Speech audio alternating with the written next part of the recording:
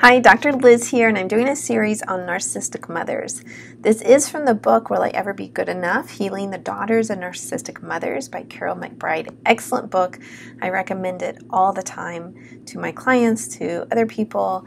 I recommend it to men as well, not just daughters and narcissistic mothers, because I think it's so helpful.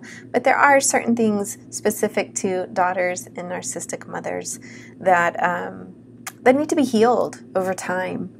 So that's really what therapy is for. I am a specialist in this area, and there's not a whole lot of therapists that are, and sometimes they'll just misunderstand what someone is trying to tell them if they're not educated in this area, because often the narcissism is very subtle, and it's a pattern over time, though, that a child will pick up, and particularly as they move into adulthood, they'll get much more of a sense of my parent is narcissistic, whether that's male or female. They're talking about their dad or their mom.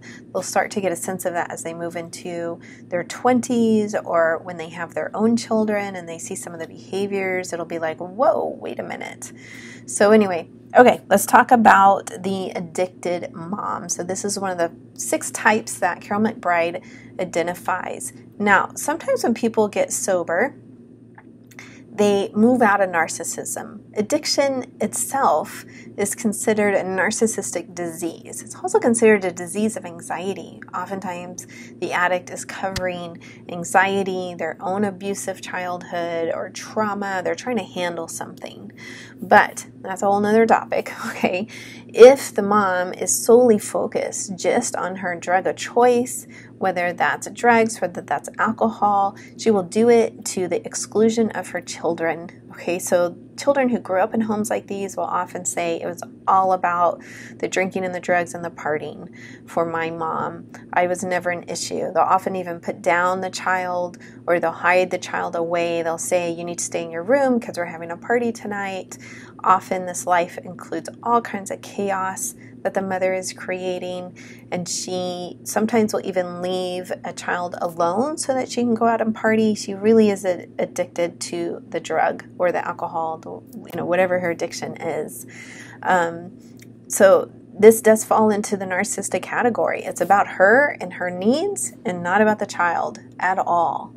So as a child gets older, you are at risk if you have this type of narcissistic mother. If you have addicted parents, you're at risk, period, okay, of addiction for yourself. So please be aware of that, because sometimes children will swear that they will never be like their parents, they'll never drink, but this is the behavior you grow up learning.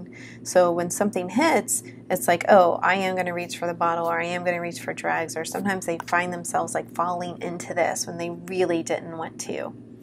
That's the time to get help, okay? You need to heal this part of your life so that you can move out of it if that's happening to you. Now, sometimes when someone gets sober, if they truly don't have the personality structure of a narcissistic mother, they will move out of narcissism. Okay, they will make amends, they'll work the steps, they'll go through all kinds of means to be available to their children and to really take care of them and heal that relationship. Sometimes it's too late. There's often adult children who are like, I want nothing to do with you. That's their prerogative. I believe that.